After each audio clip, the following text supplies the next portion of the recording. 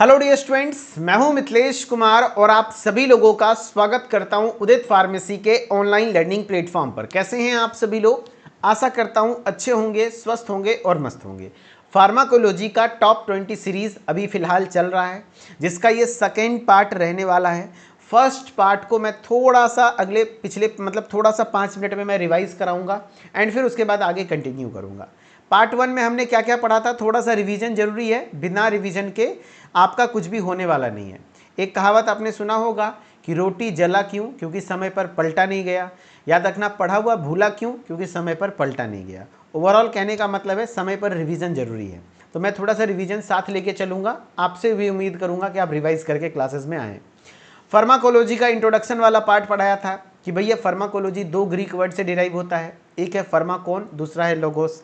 फार्माकोन का मतलब होता है ड्रग्स एंड लोगोस की मतलब होती है स्टडी, यानी स्टडी ऑफ ड्रग्स या फिर study of drug and it's action. Drug की स्टडी और उसके एक्शन की स्टडी हम लोग फार्माकोलॉजी में करते हैं, ठीक है। हाँ, फादर ऑफ फार्माकोलॉजी ओसवाल्ड सिमेटबर्ग, जबकि father of Indian pharmacology Ramnath Chopra यानी आर.एन. चोपड़ा थे।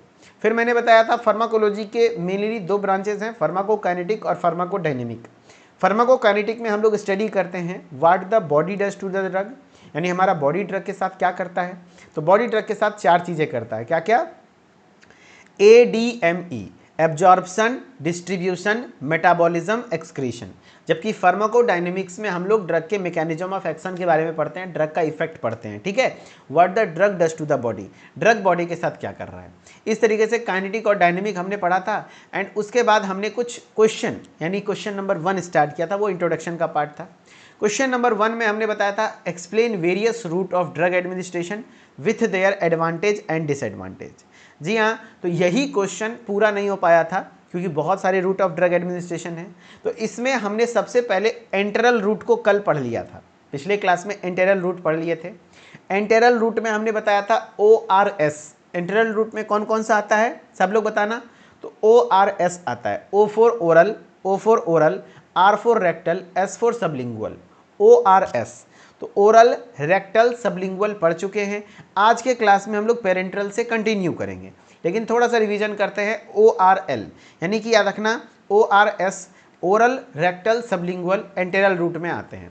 ओरल की बात करें तो इसको पर ओरल रूट भी बोला जाता है। यहाँ पर दवा को माउथ के द्वारा लिया जाता है एंड इसमें बायो अवेलेबिलिटी थोड़ा सा कम होता है, वेरिएबल होता है, क्योंकि यहाँ पर फर्स्ट पास मेटाबॉलिज्म होते हैं, ठीक है।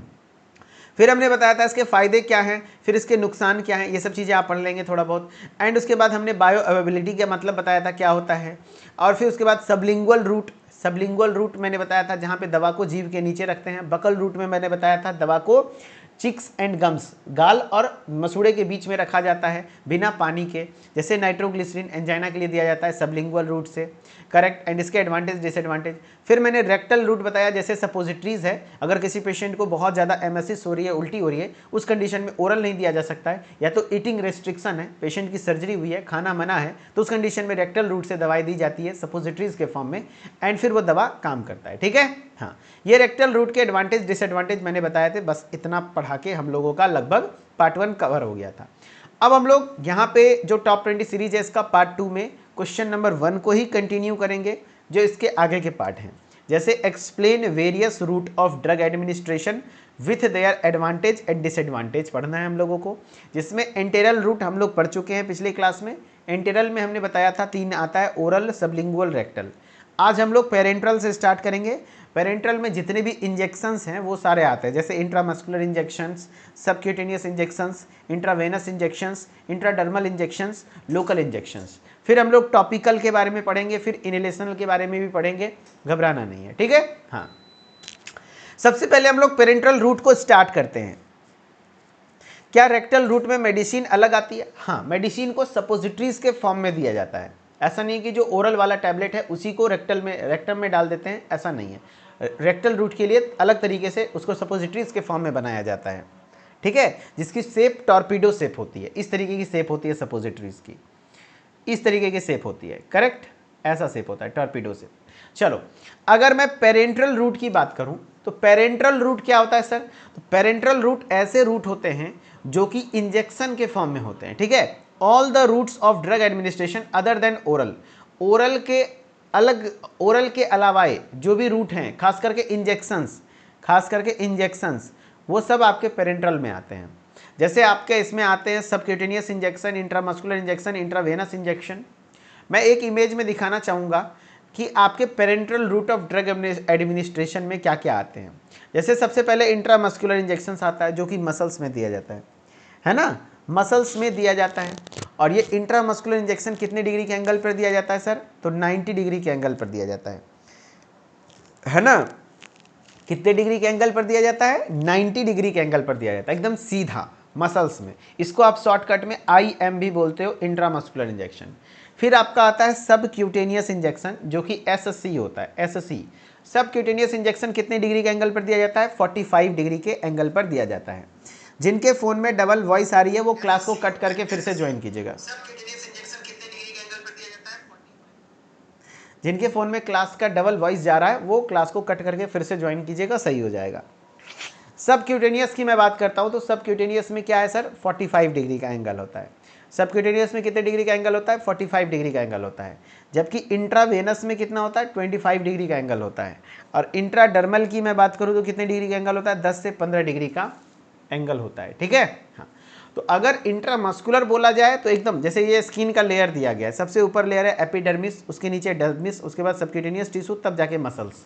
तो इंट्रामस्कुलर सीधा मसल्स में इंजेक्ट किया जाता है, एकदम सीधा 90 डिग्री में। जबकि सबक्यूटेनियस जो आपका ये सबक्यूटेनियस टिश्यू है, इस लेयर में चढ़ाया जाता है। याद रखना, सबक्यूटेनियस लेयर से आपका इंसुलिन का इंजेक्शन दिया जाता है। इंसुलिन का इंजेक्शन काफ़ी बार पूछा हुआ है। इंसुलिन इंजेक्शन किस रूट से दिया जाता है? तो सबक्यूटेनियस रूट से दिया जाता है। फिर इंट्रावेनस जो IV में है ना, सीधा वेन में दिया जाता है। इंट्राडर्मल जो कि आपके डर्मिस वाले लेयर में दिया जाता है। एंड इसमें क्या होता है? BCG, याद रखना, BCG वैक्सीन। BCG के जो वैक्सीन है वो इंट्राडर्मल रूट से ही दी जाती है। अच्छा, इंसुलिन किसके मैनेजमेंट के लिए दिया जाता है? डायबिटीज़ मेलाइटस टाइप 2, है ना, टाइप 2 डायबिटीज़ मेलाइटस, DM। जबकि BCG का वैक्सीन किस चीज़ के लिए दिया जाता है? TB के प्रिवेंशन के लिए, TB से बचाव के लिए, ठीक है ना। हाँ, सेकेंड ईयर वाले बच्चे को टॉप 20 बुक मिलने में थोड़ी देरी होगी, आपको थोड़ा वेट करना होगा। प्री बुकिंग आपका था, यानी अभी बुक डिस्पैच होना शायद स्टार्ट नहीं हुई है। एक आध दिन में, 1-2 दिन में हो जाएगी स्टार्ट, 8 से 10 दिन और समय लग सकता है। So please keep patience. आपको PDF मिला है, अभी फिलहाल PDF से पढ़ाई कीजिए, 10 दिन के अंदर बुक आपके तक डिलीवर होगी, ठीक है। इसीलिए मैं अभी सेकेंड ईयर के बुक को ज़्यादातर प्रमोट भी नहीं कर रहा हूँ कि बच्चे ऑर्डर करें, है ना। हाँ, लेकिन हाँ, जिन्होंने पहले ऑर्डर किया उनके तक पहले बुक जाएगी, और जो बाद में ऑर्डर करेगा उसका और 10 दिन लेट से बुक जाएगा, इसलिए मैं बताया, ठीक है। चलो, अभी हम लोग पेरेंट्रल रूट की बात करते हैं। मौखिक मार्ग को छोड़कर दवा देने की अन्य सभी मार्ग पेरेंट्रल कहलाते हैं, ठीक है। हाँ, जैसे इंजेक्शंस, इनमें मुख्य मार्ग में शामिल है, जैसे subcutaneous injections, intramuscular injections, intravenous injections, ठीक है। सबसे पहले हम लोग इंट्रावेनस 1 बाय 1 IV रूट की बात करेंगे। इंट्रावेनस में इंजेक्शन कहाँ पे दी जाती है? वेन में दी जाती है, नस में दी जाती है, ठीक है। हाँ, अब याद रखना, this route is preferred for orally unabsorbed drug like neuromuscular blocker, यानी ऐसे ड्रग जो ओरली उतने अच्छे से एब्जॉर्ब नहीं हो सकते हैं, वैसे ड्रग को इंट्रावेनस रूट से दिया जाता है। यहाँ पर ड्रग क्या होगा? क्या कहते हैं? Drugs first pass metabolism avoid, यानी याद रखना, कोई भी दवा है अगर IV रूट से देंगे तो फर्स्ट पास मेटाबॉलिज्म नहीं होगा। अच्छा, फर्स्ट पास मेटाबॉलिज्म होता कब था? जब दवा हम ओरली लेते थे। जब दवा हम ओरली लेते थे और दवा पेट में जाता था, तो वहाँ से फिर डायरेक्टली ब्लड में नहीं जाकर के लीवर में जाके फर्स्ट पास मेटाबॉलिज्म होता था। जबकि यहाँ पर अगर हम सीधा खून में ही दवा दे रहे हैं, यानी वेन में दे रहे हैं, सीधा ब्लड में दे रहे हैं, तो फर्स्ट पास मेटाबॉलिज्म नहीं होगा और एक्शन भी तुरंत होगा, क्योंकि सीधा ब्लड में हो रहा है। यहाँ एब्जॉर्प्शन का भी कोई प्रोसेस जरूरी नहीं है, सीधा ब्लड में गया, रैपिड एक्शन सोन, यानी इमरजेंसी सिचुएशन में इसी रूट से दी जाती है। इमरजेंसी सिचुएशन में इसी रूट से दी जाती है। एंड याद रखना, फर्स्ट पास मेटाबॉलिज्म कब होता है? ओरल रूट में होता है। प्रिवेंट गैस्ट्रिक मैनिपुलेशन, यस, जो दवा पेट में जाती है, पेट में आपका एसिडिक माहौल होता है, उसकी वजह से कुछ दवाएं का इफेक्टिविटी कम हो जाती है, तो वो सब भी नहीं होता है यहाँ IV रूट में। इसी वजह से IV रूट की बायो अवेबिलिटी, मैं यहीं पे लिख देता हूँ, बायो अवेबिलिटी कितनी होती है? 100% होती है, 100%। याद रखना, इंट्रावेनस रूट जो वेन में इंजेक्शन दी जाती है, बायो अवेबिलिटी, यानी कि दवा कितना मात्रा ब्लड में पहुँच रहा है, पूरा का पूरा 2 ml का 2 ml ब्लड में डाल दिए, है ना। हाँ, तो यहाँ पर 100%। यानी इंट्रावेनस रूट की मैं बात करूं तो यह मार्ग उन दवाओं के लिए उपयोगी है जो मौखिक रूप से अवशोषित नहीं होती है, जैसे न्यूरोमस्कुलर ब्लॉकर्स वगैरह हो गए। दवा प्रथम पास मेटाबॉलिज्म से बच जाती है, तेज प्रभाव दिखाती है, आपातकालीन स्थिति में उपयोगी होती है, गैस्ट्रिक मैनिपुलेशन से बचाव होता है। इसके फायदे क्या क्या हैं, देखो यहाँ पे दिखाया गया है फायदे क्या क्या है। 100% बायो अवेबिलिटी, ये काफ़ी बार सवाल पूछा हुआ है ना, काफ़ी बार सवाल पूछा हुआ है। सना खान कह रहे कैसे पता चलता है कि इंजेक्शन तक जा रहा है या सबक्यूटेनियस। अगर आप सीधा 90 डिग्री तक इंजेक्शन का पूरा नोब जितना भी सुई होता है पूरा निडिल पूरा धसा दोगे तो वो मसल्स तक चला जाएगा। अगर आप एंगल ही गलत रखोगे 45 डिग्री के एंगल पे डालोगे तो वो फिर क्या कहते हैं वो सबक्यूटेनियस टिश्यूज में जाएगा। फिर बात कर रहे हैं क्या एडवांटेज की मैं बात करूं तो इसका जो आईवी रूट का एडवांटेज होता है 100% बायो अवेबिलिटी होती है, लार्ज क्वांटिटीज में दवा को दिया जा सकता है इस रूट से। आप समझ लो आईवी रूट से तो पूरा ड्रिप चढ़ा देते हैं, एक एक बोतल 1-1 लीटर का, है कि नहीं, तो ज़्यादा मात्रा में अपलोड नहीं करना, मतलब कह सकते हो एडमिनिस्टर कर सकते हो लार्ज क्वांटिटी में। अरे भाई आईवी रूट से ही ना जो भी ड्रिप चढ़ता है, पानी का बोतल चढ़ता है, NS, DNS, RL, D10, D5, ये सब किस रूट से चढ़ता है, आईवी रूट से। तो ज़्यादा से ज़्यादा मात्रा में हम लोग पूछा जाएगा किस रूट से सबसे ज़्यादा मात्रा में क्या कहते हैं दवा को दिया जा सकता है, तो IV route correct. Emergency situation में काफ़ी असरदार होता है, करेक्ट। प्रिवेंट गैस्ट्रिक मैनिपुलेशन नहीं होगा। नो फर्स्ट पास मेटाबॉलिज्म, कोई फर्स्ट पास मेटाबॉलिज्म नहीं होगा। यानी उसी को हिंदी में 100% जैव उपलब्धता यानी बायो अवेबिलिटी, अधिक मात्रा में दवा दी जा सकती है, आपातकालीन स्थिति में उपयोगी होती है, गैस्ट्रिक मैनिपुलेशन से बचाव होता है, प्रथम पास मेटाबॉलिज्म नहीं होता है। ठीक है, ये इसके एडवांटेजेस हैं। अच्छा डिसएडवांटेजेस क्या है, सेफ्टी कम होती है, सुरक्षा कम होता है। क्यों, क्योंकि दवा का अगर रिएक्शन होना होगा तो तुरंत से ब्लड में देंगे, तुरंत से रिएक्शन शो करेगा, संभालना पेशेंट को मुश्किल होगा, है कि नहीं। हाँ, तो थोड़ा सेफ्टी कम होता है, ठीक है। हाँ, एंड कॉस्टली, अगर मैं बात करूं कॉस्टली तो ये महंगा होता है। यस, अगर आप देख लो भैया ओरल महंगा है या फिर आप कोई टैबलेट महंगा होता है या इंजेक्शन महंगा होता है, तो ये थोड़ा कॉस्टली होता है। इन्फेक्शन में ऑकर, यस इन्फेक्शन हो सकता है क्योंकि ब्लड में डायरेक्टली डाल रहे हो, अगर कुछ कंटामिनेंट हुआ तो इन्फेक्शन हो सकते हैं। रिपीटेड इंजेक्शन नॉट सुटेबल, लगातार इंजेक्शन नहीं दे सकते हो, है कि नहीं। हाँ, यानी सुरक्षा कम है, महंगा है, संक्रमण का खतरा होता है, बार बार इंजेक्शन देना उपयुक्त नहीं होता है ना।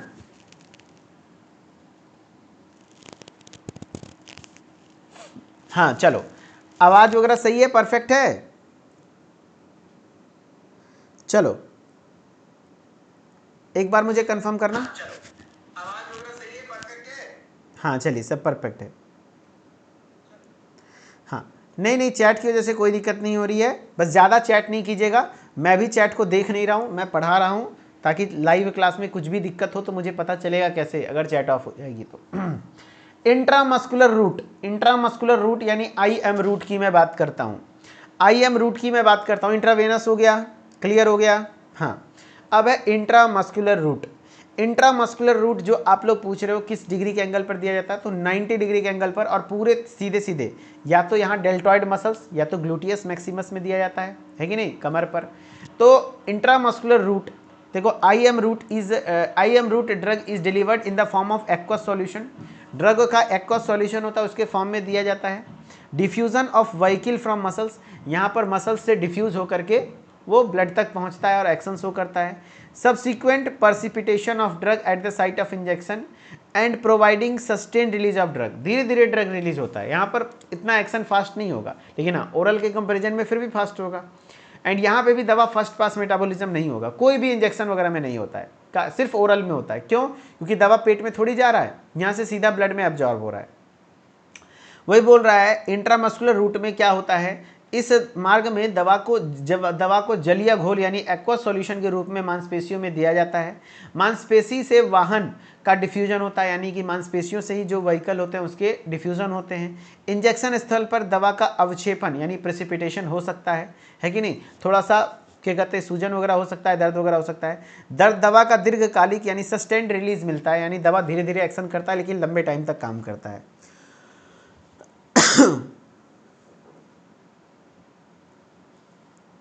चलो बहुत बढ़िया बहुत बढ़िया। चलो इसके एडवांटेज के बारे में बताइए। एडवांटेजेस के बारे में, यूनिफॉर्म एब्जॉर्प्शन, यूनिफॉर्म एब्जॉर्प्शन यानी एक समान एब्जॉर्प्शन देखने को मिलता है। Fast onset of action, yes old oral के कंपैरिजन में फास्ट एक्शन शो करता है।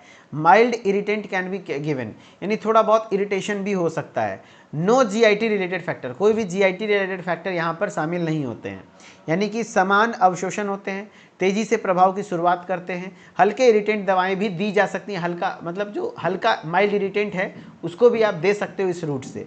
जीआईटी से संबंधित कारक प्रभाव नहीं डालते हैं, ठीक है, यानी कि आपके एलिमेंट्री कैनाल। लेकिन इसका लिमिट है कि आप ज़्यादा से ज़्यादा 10 ml, ज़्यादा से ज़्यादा 10 ml ही इंजेक्ट कर सकते हो, बस इससे ज़्यादा नहीं। याद रखना, only 10 ml drug may be administered. Local pain, abscess, infection, ये सब चीज़ें देखने को इसके में मिल सकते हैं, है ना। एक्सपेंसिव भी होता है, यानी सीमित मात्रा लगभग 10 ml तक दी जा सकती है। स्थानीय दर्द, फोड़ा यानी एब्सेस बन सकता है, फोड़ा बन सकता है अगर सही से दवाई नहीं दी गई तो। संक्रमण का खतरा होता है और महंगा है, एक्सपेंसिव हो सकता है, ठीक है। जीआईटी मतलब है gastrointestinal tract, alimentary canal. GIT यानी alimentary canal, gastrointestinal tract. अगर वो दवा ये एलिमेंट्री कैनाल में गई ही नहीं तो वो वाला फैक्टर क्यों काम करेगा यहाँ पर। अब नेक्स्ट है सबक्यूटेनियस रूट, ये भी इंजेक्शन का रूट है। देखो जैसे ये सबक्यूटेनियस रूट, इस तरीके से ये इंसुलिन का इंजेक्शन दिया जा रहा है। ये इंसुलिन का इंजेक्शन खुद से भी सेल्फ एडमिनिस्टर भी कर सकते हैं। ये आपका जो लेयर होता है मतलब नाभि के आसपास का, वहाँ पर आप मांस को ऐसे करके इकट्ठा करके आप इस तरीके से दे दोगे तो ये सबक्यूटेनियस लेयर में ही जाएगा। और इंसुलिन के इंजेक्शन का जो होता है ना, जो सबक्यूटेनियस रूट में इंजेक्शन दी जाती है उसका जो नोब है वो छोटा ही होता है, उसका नीडल ज़्यादा बड़ा नहीं होता। आप लोग सोच रहे हो ना कि कहीं इंट्रामस्कुलर वाले इंजेक्शन से सबक्यूटेनियस में इंजेक्शन दे देंगे, ऐसा नहीं पॉसिबल है। उसके लिए अलग से इंजेक्शन का तरीका अलग आता है। जैसे इंसुलिन का इंजेक्शन देखना आपने, उससे छोटा सा नोब होता है, समझ रहे हैं। समझ रहे हो बात को, यस। सिमिलर टू आईएम, ये भी आईएम की तरह ही होता है, but the drug absorption in this route slower than IV route. IV route के कंपैरिजन में एब्जॉर्प्शन बहुत स्लो होता है, क्योंकि सबक्यूटेनियस रूट में जाएगा तब फिर वो धीरे धीरे क्या कहते हैं पहुंचेगा वहां तक, ब्लड तक। सॉलिड कॉन्ट्रासेप्टिव इम्प्लांट, कुछ इम्प्लांट्स होते हैं जो इस रूट से दिए जाते हैं। Mechanical pumps for insulin delivery, insulin की डिलीवरी के लिए इसका इस्तेमाल होता है। सबक्यूटेनियस रूट में बात करें तो आईएम इंजेक्शन के समान होता है, लेकिन इस मार्ग में दवा का अवशोषण आईवी मार्ग की तुलना में धीमा होता है। उदाहरण, ठोस गर्भ निरोधक इम्प्लांट दिए जाते हैं। इंसुलिन देने के लिए एक मैकेनिकल विकल्प पंप होता है, वो इस रूट से दिया जाता है, ठीक है। हाँ, इसके एडवांटेजेस क्या हैं? इसके एडवांटेजेस हैं सेल्फ एडमिनिस्ट्रिंग, आप खुद से भी जो इंसुलिन का इंजेक्शन है पेशेंट खुद से भी ले सकता है। Complete but slow absorption, yes complete होता है एब्जॉर्प्शन लेकिन धीरे धीरे एब्जॉर्प्शन होता है। मैसेज हिट वैसो कॉन्स्ट्रिक्शन, यानी याद रखना एडवांटेजेस में रोगी स्वयं दे सकता है, सेल्फ एडमिनिस्टर कर सकता है, पूर्ण लेकिन धीमा अवशोषण होता है। क्या कहते हैं मालिश, यानी गर्मी से अवशोषण प्रभावित हो सकते हैं, यानी अगर आप मसाज करते हैं या हीट करते हैं तो उससे थोड़ा सा एब्जॉर्प्शन मतलब हो सकता है वहाँ पर हैम्पर, जिससे कि दिक्कत आ सकती है, ठीक है। हाँ, अब है इसके डिसएडवांटेज, ये थोड़ा सा दर्द होता है, दर्दनाक होता है, पेनफुल होता है। मैक्सिमम 2 ml डोज ही दिया जा सकता है। सबक्यूटेनियस रूट से कितना हो रहा है बताइए सना खान, बिल्कुल ध्यान रखा जाएगा, थोड़ा स्लो चलते हैं। बताइए कितना रूट, कितना ml दिया जाता है मैक्सिमम, तो 2 ml, मैक्सिमम कितना 2 ml ही दिया जाता है, ठीक है 2 ml ही दिया जाता है। Irritant drug can cause tissue damage, अगर कोई इरिटेंट ड्रग है तो वो टिश्यू डैमेज कर सकता है। दर्द हो सकता है, अधिकतम लगभग 2 ml तक ही दवा दी जा सकती है। इरिटेंट दवाएं ऊतक को नुकसान पहुंचा सकती हैं, correct. Inhalational route, inhalational route में क्या होता है सर? इनहेलेशनल रूट में दवा को इनहेल, ये तो पेरेंट्रल हो गया, अब इनहेल किया जाता है। जैसे देखो ये दवा है, इसको माउथ में रख के इस तरीके से इनहेल किया जाता है। खास करके आस्थमा के पेशेंट में, जो दम्मा का पेशेंट होता है, सांस फूलने की बीमारी होती है, उसमें इस दवा का इस्तेमाल किया जाता है, ठीक है। हाँ, तो गैसेज और aerosol form of drugs like anaesthetic या फिर टेकन बाय दिस रूट, इस रूट से लिया जाता है। कुछ एनेस्थेटिक ड्रग भी होते हैं जो एनेस्थीसिया देने के लिए, पेशेंट को बेहोश करने के लिए भी इस रूट से दिखाया जाता है ना। This route is effective in the treatment of patient with respiratory problems, ये रूट ज़्यादातर उसमें इस्तेमाल होता है, इफेक्टिव होता है जो रेस्पिरेटरी प्रॉब्लम, जैसे आस्थमा, दम्मा का पेशेंट है, बहुत ज़्यादा सांस फूल रहा है, और या तो फिर सीओपीडी का पेशेंट है, उसमें इस्तेमाल होता है, ठीक है। हाँ, इनहेलेशनल रूट कहाँ है? श्वसन मार्ग वाला रूट। एनेस्थेटिक जैसे गैस या एरोसोल रूप की दवाएं इस मार्ग से दी जा सकती हैं। श्वसन समस्याओं वाले मरीज के उपचार में प्रभावी होते हैं। ठीक है, एडवांटेजेस क्या क्या हैं? तो large surface area hence cause rapid absorption.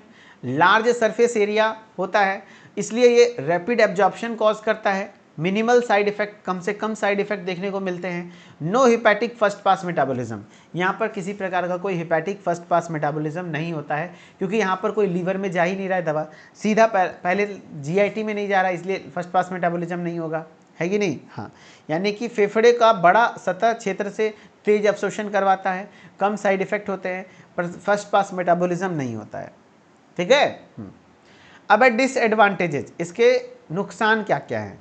Specialise equipment required, yes, inhalational को इनहेलर, इसका इनहेलर लिया जाता है, काफ़ी महंगा आता है।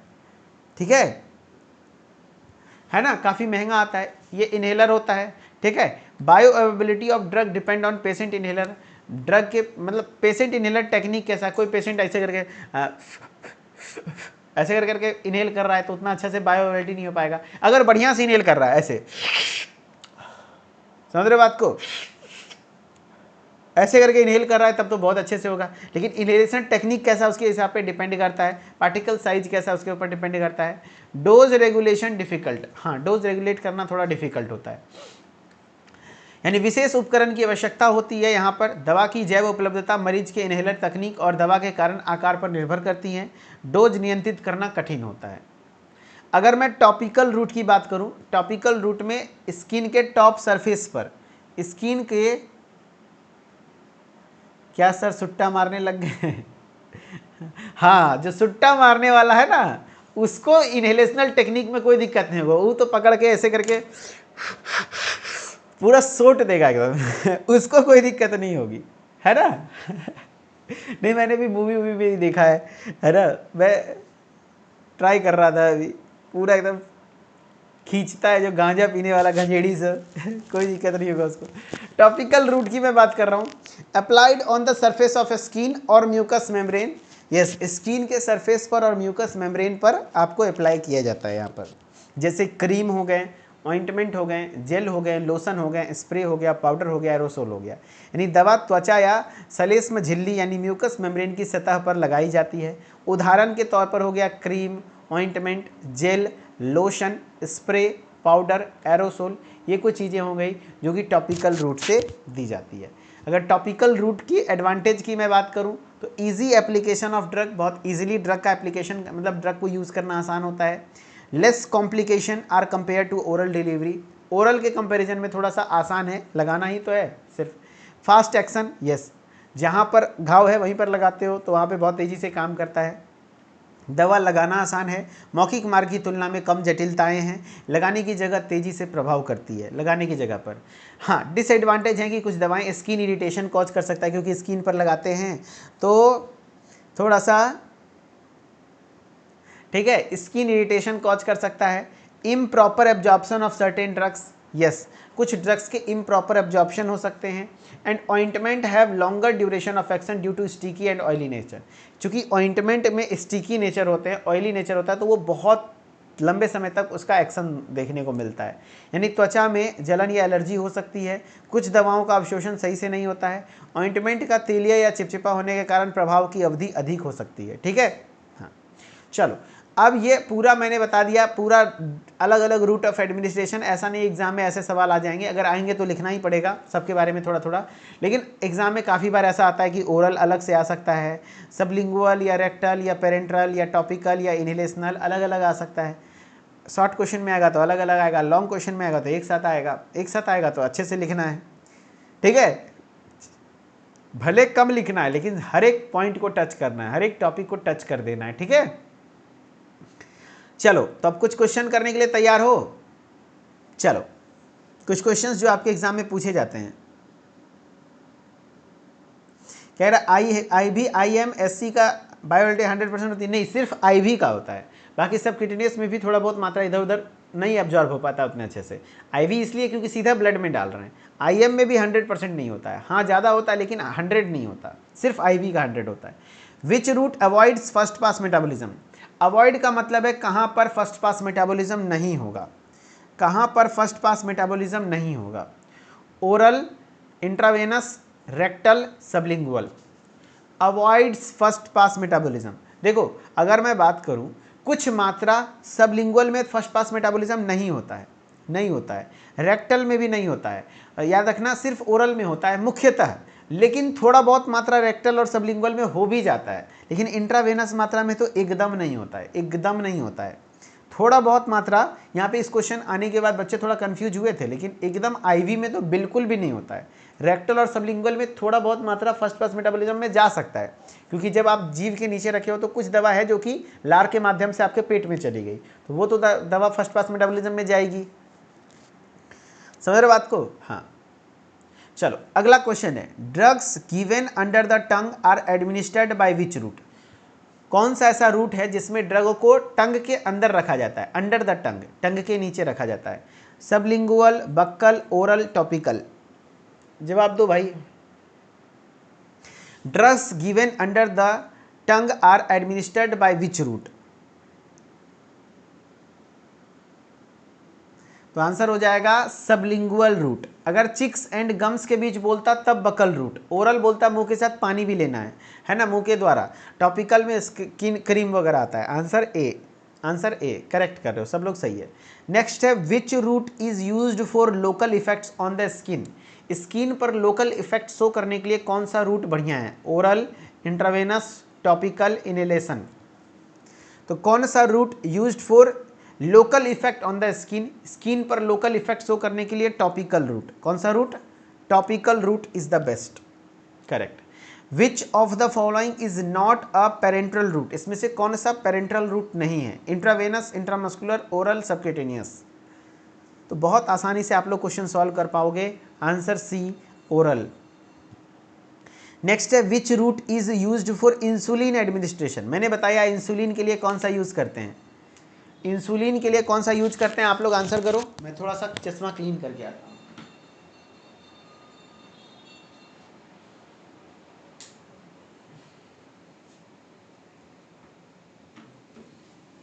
चलो भैया,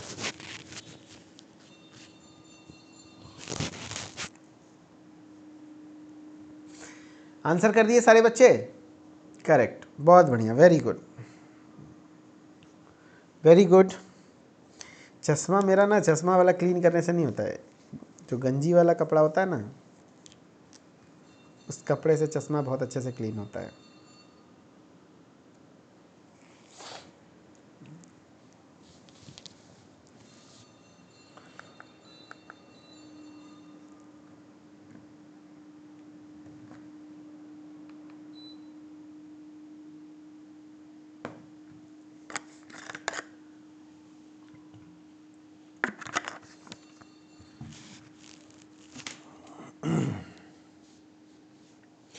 चलो, तो इंसुलिन का इंजेक्शन सबक्यूटेनियस रूट से, आंसर ए परफेक्ट है, सबक्यूटेनियस रूट से, बहुत बढ़िया। अच्छा, सबलिंगुअल रूट से कौन सा दवा दिया जाता है बताओ, नाइट्रोग्लिसरीन, नाइट्रोग्लिसरीन, ठीक है। एंजाइना के क्या कहते हैं, आपके एंजाइना के क्या कहते हैं कंडीशन में यूज होता है। एक क्वेश्चन है, which route is commonly used for anaesthetic gases. Anaesthetic gases के लिए कौन सा रूट यूज किया जाता है, oral, intravenous, topical, inhalational. Which route is commonly used for anaesthetic gases. Anaesthetic gases के लिए कौन सा इस्तेमाल होता है, तो एनेस्थीसिया जो देने के लिए होता है ना, वो एनेस्थेटिक गैस जो होता है, जैसे N2O, नाइट्रस ऑक्साइड, आगे आप पढ़ेंगे जनरल एनेस्थीसिया में इस्तेमाल होता है, वो इनहेलेशनल रूट से दिया जाता है, ठीक है। क्वेश्चन है, which route allows self administration easily. कौन सा रूट है जो कि आप सेल्फ एडमिनिस्टर कर सकते हो, इंट्रावेनस, खुद से इंजेक्शन लगा सकते हो, आईवी में, वो भी ओरल या इंट्रामस्कुलर या इंट्राडर्मल। तो याद रखना, ओरल होता है सेल्फ एडमिनिस्ट्रेबल, और इंजेक्शन की मैं बात करूं पेरेंट्रल में, तो एक है सबक्यूटेनियस जो कि खुद से लिया जा सकता है। कुछ लोग बोल रहे हैं इंट्रामस्कुलर, अपने से सुइया भोग लेते हो क्या, नहीं ना, आंसर बी। इंट्राडर्मल भी नहीं दोस्त, इंट्राडर्मल तो और खतरनाक होता है, ठीक है। चलो, तो क्वेश्चन नंबर 1 पूरे तरीके से अभी कवर हो गया। जिसको जिसको समझ में आ गया होगा अच्छे से रिवीजन कर लेना एक बार, तो एक बार कमेंट में दिल बना देना, देन मैं आगे के क्वेश्चंस को कंटिन्यू कर रहा हूँ। जिनको जिनको समझ में आ गया होगा वो सारे बच्चे।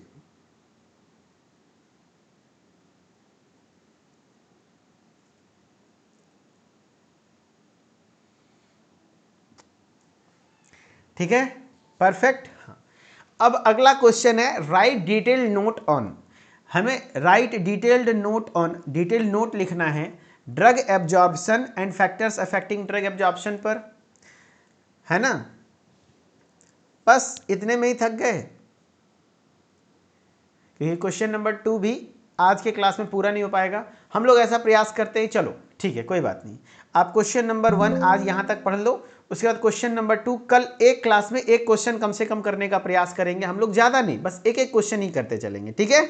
हाँ चलो, एक क्लास में एक क्वेश्चन, आज एक क्वेश्चन कवर हो गया, कल भी एक क्वेश्चन कवर हो जाएगा, ठीक है। कोई बात नहीं, एकदम हल्का हल्का पढ़ते चलना, बस रिवीजन मत छोड़ना दोस्त, है ना, रिवीजन मत छोड़ना, ओके।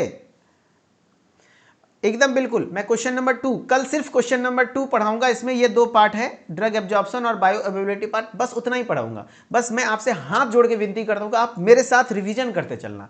कल मेरी क्लास में आने से पहले पार्ट 1 पार्ट 2 दोनों रिवाइज करके आना, दोनों का पीडीएफ मैं तुरंत अवेलेबल कर दूंगा, आप रिवाइज करके आना मेरी क्लास में, बिल्कुल आप मेरे साथ साथ याद हो जाएगा आपको, ठीक है। चलो, thank you so much. And कल आप सभी लोगों ने बहुत सारा प्यार दिखाया, एंड मेरे इंस्टा पे मैंने देखा बहुत सारे बच्चे स्टोरी मेंशन किए मेरी वीडियोस लगाए, और उसमें सीरियसली नोट पे पढ़ाई कर रहे थे। मुझे अच्छा लगा कि चलो भाई, हमारी बात को भी इतने सीरियस लोग सुन रहे हैं।